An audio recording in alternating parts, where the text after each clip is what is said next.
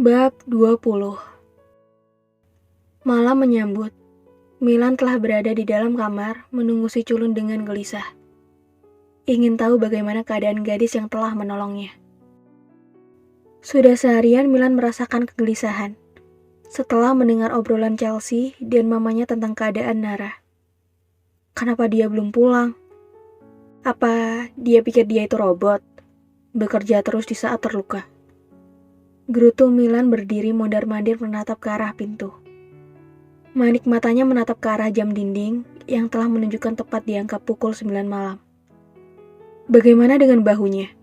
Dasar bodoh. Kenapa dia lebih memilih ke tukang urut? Rancaunya memikirkan bahu Nara yang terkena lampu gantung. Ada perasaan tak enak hati terselip di lubuk terdalam pemuda galak ini. Dialah yang menjadi penyebab gadis itu terluka. Lelah dengan apa yang dia lakukan, Milan menghempaskan tubuhnya ke sofa. Ah, sial. Kenapa juga dia menolongku? Aku kan jadi kepikiran. Umpat Milan mengacak rambutnya frustasi. Rasa bersalah membuatnya tak tenang. Dialah penyebab si culun terluka. Nara baru saja pulang ke rumah Kalingga, berjalan dengan menyeret langkah menuju kamar Milan. Memasang wajah meringis menahan sakit di bahu, yang terasa menjalar ke seluruh tubuh. Rasanya, ia sudah tidak mampu lagi menggerakkan sebelah tangannya lagi. Nara memutar handle pintu kamar, mendorong benda kayu persegi itu dengan badannya.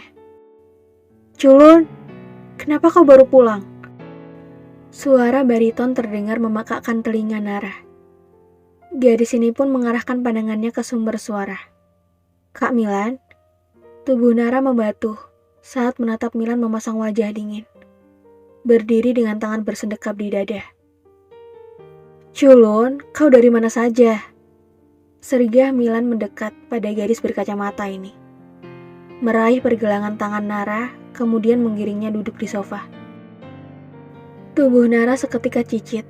Baru kali ini dia sedekat ini dengan Milan saat berada di dalam kamar. Apalagi duduk berdampingan di sofa bersama dengan pemuda tampan dan galak ini.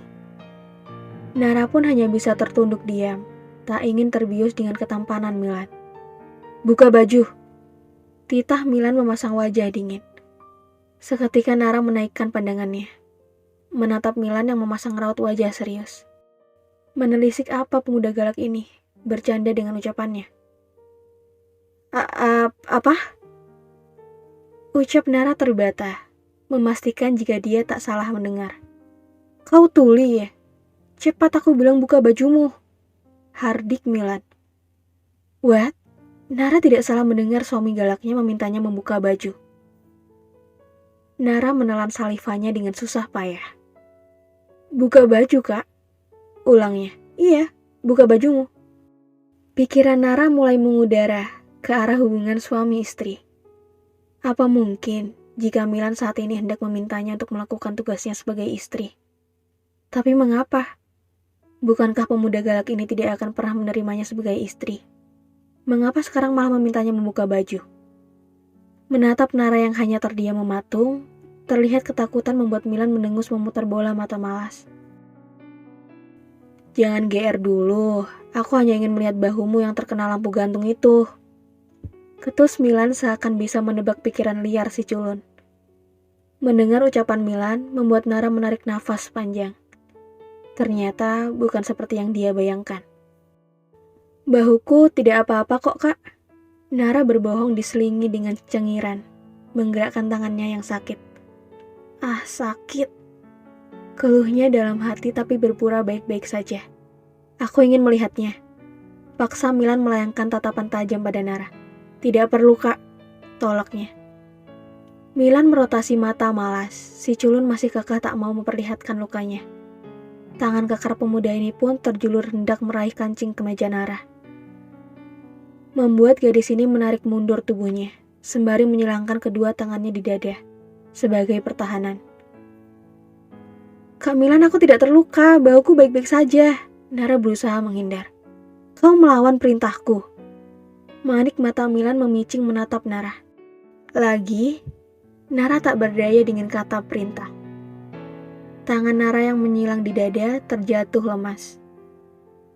Lagi-lagi hanya bisa pasrah mengikuti titah si pemilik kamar galak dan suka semaunya. Ia pun mulai membuka kancing kemeja yang ia kenakan. Tubuh Nara menegang, wajah Nara memerah. Sungguh dia akan sangat malu memperlihatkan tubuhnya di hadapan Milan suaminya. Aku akan membuka baju di hadapannya. Ini memalukan sekali. Batin Nara dengan bibir mengerucut. Pasangan pengantin ini masih duduk berdampingan. Setelah membuka 3 kancing kemejanya di hadapan Milan, Nara berbalik memunggungi pemuda itu. Sungguh ia sangat malu. Dengan tangan bergetar dan jantung berdetak kencang, Nara mulai membuka kancing baju kemejanya. Oh, gila. Ini pertama kalinya ia akan memperlihatkan punggungnya pada lelaki. Apalagi di depan pemuda galak ini. Milan membuang pandangannya saat Nara telah menyibak kemejanya. Kain pun melorot menyapu punggung mulus gadis berkacamata itu. Sebenarnya Milan tidak ingin melihat pemandangan ini. Punggung putih, mulus si culun. Namun dia harus memastikan apa benar-benar si culun baik-baik saja. Apalagi Nara telah menolongnya. Manik mata Milan membulat sempurna saat mengarahkan pandangannya ke pundak belakang Nara yang terlihat membengkak disertai memar kebiruan. Kau bilang tidak apa-apa, sengut Milan. Melihat ternyata luka si culun cukup parah. Ini bengkak dan lebam, omelnya. Nggak sakit kok kak, ucap Nara santai bersikap seakan baik-baik saja. Mendengar itu, seketika jari telunjuk Milan terulur, mendorong pelan pundak Nara yang terluka. Membuat gadis itu merasakan sakit. Aduh! Pekik Nara dengan ringisan. Jangan bohong, ini parah. Sergah Milan yakin jika Nara sedang menyembunyikan rasa sakitnya. Arah pandang Nara ke belakang menatap Milan. Hanya sedikit sakit, ucap Nara dengan cengiran. Jari telunjuk Milan pun akan kembali menyentuh bahu belakang Nara. Kak Milan, pekik Nara dengan cepat, takut Milan melakukan itu lagi pada lukanya. Kak Milan jangan sentuh, sakit. Keluh Nara putus asa dan kesakitan. Milan mendengus menurunkan tangan. Akhirnya si culun mengakui. Milan pun beranjak dari duduknya menuju laci nakas mencari sesuatu. Manik mata Nara hanya memperhatikan gerak-gerik Milan, sembari bertanya-tanya apa yang akan pemuda galak itu lakukan. Setelah beberapa saat, Milan berjalan dengan membawa kotak P3K. Kembali duduk di belakang Nara. Gadis berkacamata ini pun tak tahu apa yang akan dilakukan Milan dari balik punggungnya. Au! Pekik Nara kesakitan saat merasakan sentuhan jari telunjuk Milan di pundak belakangnya, yang terasa sakit bercampur dengan rasa dingin. Bahumu terkilir, ucap Milan sembari mengoles salep di luka memar Nara. Nara hanya terdiam, merasa aneh, pemuda galak ini menjadi perhatian padanya. Kau harus ke dokter. Dokter, Nara tersentak.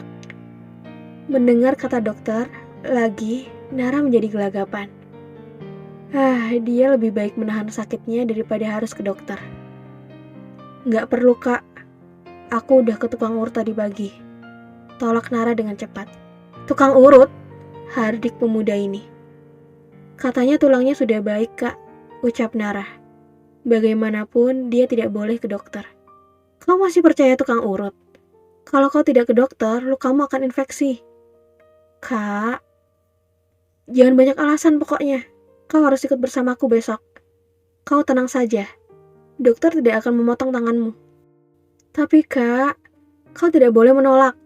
Ucap Milan tegas tak terbantahkan. Baiklah, ucap Nara dengan malas. Decak Nara dalam hati. Selalu saja kalah dan tidak bisa menolak. Istirahatlah, besok pagi kita pergi.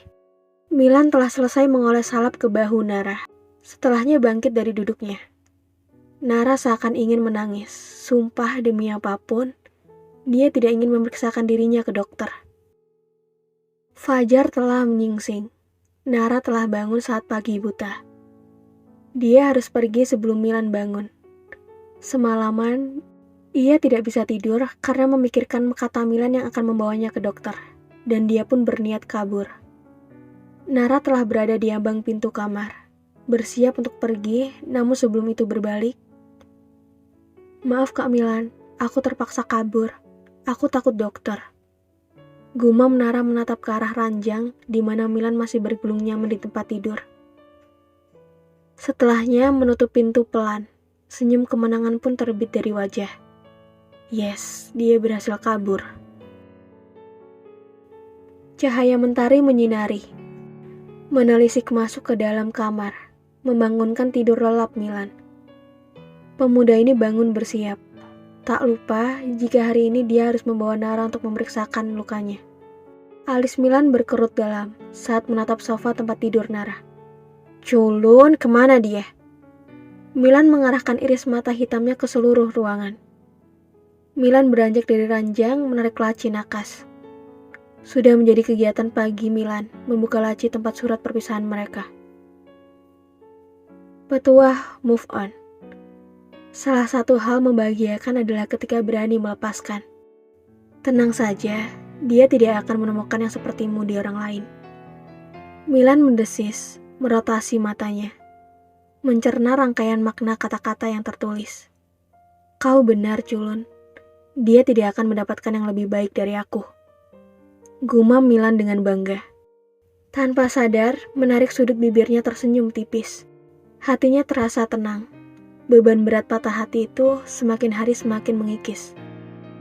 Milan kembali membaca kertas, tergores yang pena Nara. "Maaf Kak, aku tidak bisa ikut ke dokter. Aku takut." Raut wajah Milan berubah, senyum itu surut. "Culun, kau kabur."